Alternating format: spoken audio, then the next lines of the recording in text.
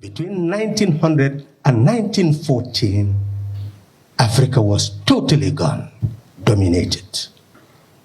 Those who were benefiting from the material resources of the continent saw the need to take control of territories, and they agreed among themselves to transform the continent into their property. And they struggled to do so. But prior to that, the people who spoke about our liberation as a continent were the people from the diaspora who were enslaved, taken to foreign land, and had to struggle three forms of struggle. One, against slavery. Two, because they became the majority in the Caribbean, they began the struggle for self-determination and independence. And because they were enslaved in America, because of the color of their skin, they were not recognized as human beings. They were also struggling for their rights to be recognized as human beings. Three struggles, so that the African people will be regarded as a people. Yes, there is pain, but there is also joy. That 1804, Haiti became a liberated nation. The African people in a foreign land were struggling for the right to self-determination and independence, and they were able to achieve it. Not on the continent, which was heading towards domination, but in a foreign land that they make their own, taking them as slaves, and then they became free to be owners of land. But that was not the end of the struggle. Where those who were enslaved were also struggling in the United States, they were beginning to achieve their rights to be seen as human beings. But 1847, Liberia became independent. It was seen to be a land where the people in the United States who were enslaved and free could return to their homeland. It is important for us to understand the psyche of people of African origin who were taken to the diaspora. As they gained consciousness that they were Africans and began to get African identity, that's why Sylvester Williams organized the first Pan-African Conference in London in 1900, when Africa was beginning to be completely dominated. For Africans in the diaspora and Africans from the continent to begin to fight together, first to have a common identity and struggle for their kind, not to be subjected to any form of exploitation and domination. That was the objective of the Pan-African struggle. With that struggle, we began to realize that it was not sufficient to struggle for rights in the United States, in England, but the diaspora must struggle for an African continent that is united, a continent that could become their homeland. Because to them, they were removed from different parts of the continent. But then to return, they were already cut off from where they came from.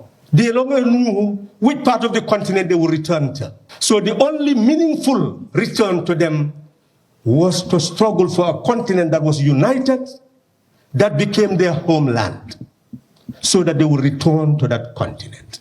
But they were also conscious that continent was gradually being balkanized and owned by the very foreign powers that controlled their destiny.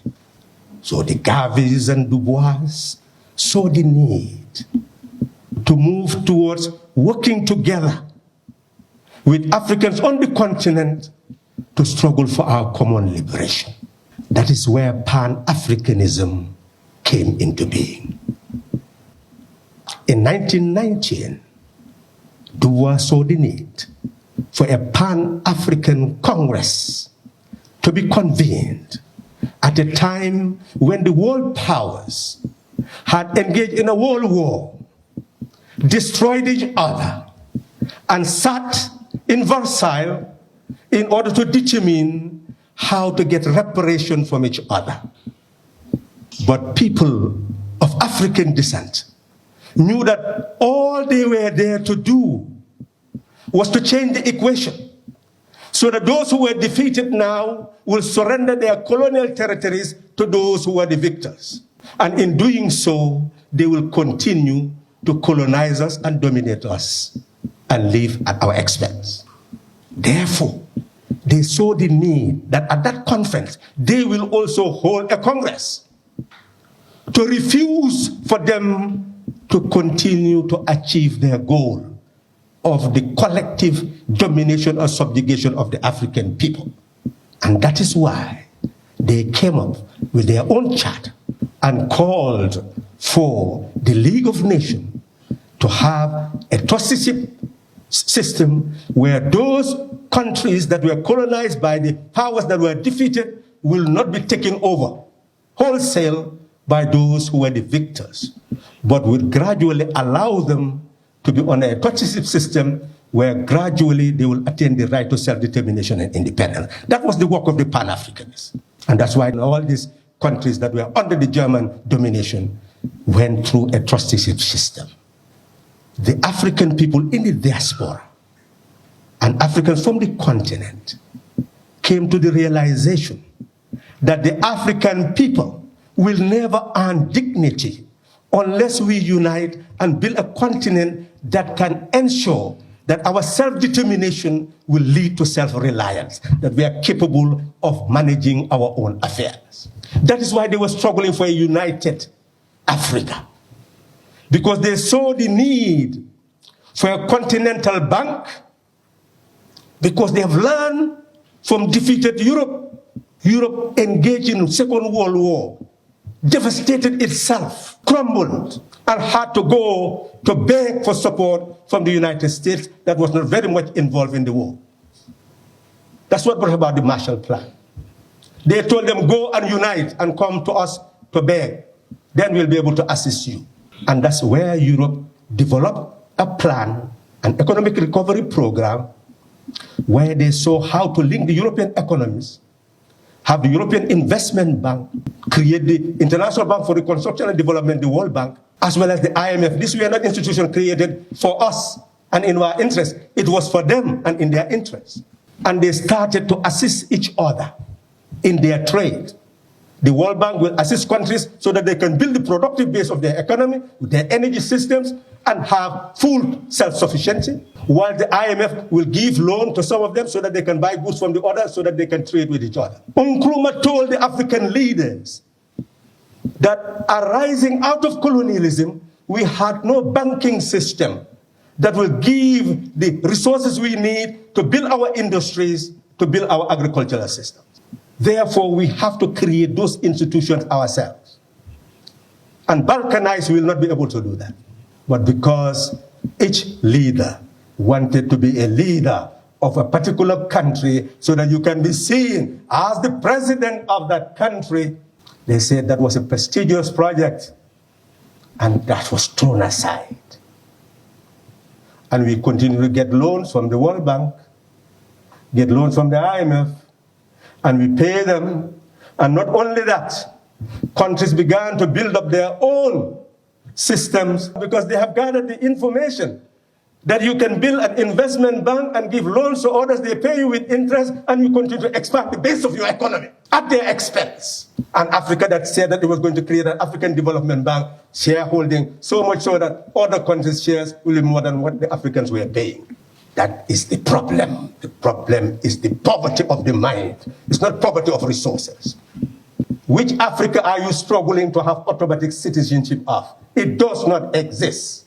You have a Balkanized Africa, a poor Africa, where you come and you build your family, your house, beautiful, but others will be living in sheds and huts. You think they should welcome you and that they have a grand heart to welcome you. And yes, they do, but they will welcome you to their huts, to 1 meal a day. And when you see that, you will shed tears instead of laugh and be happy that you are welcome to an Africa, your homeland, your birthplace, your birthright. we have a struggle to wage. We need a transition where each individual country, collectively as a continent, meeting to know that the diaspora is a place where Africans enslaved were taken to, and they have a right to return. And as the African Union, they must look at each country, their constitutions, all the elements that are essential to agree on a protocol on how to ensure that those who want to return now will be given all the opportunities to be able to do so in any country of their choice. That battle must start, but those people must be conscious that they are returning to a continent where they are ready now to work to rebuild, so that they can welcome others who would not want to come and live in huts and see an environment that is not fit for purpose. We have a challenge of destiny, and we are yet to address that challenge. Join us together in that search for that new Africa that can only be brought about by a new African, conscious that we have a birthright to claim, but a continent to build before that birthright can be meaningful. Thank you.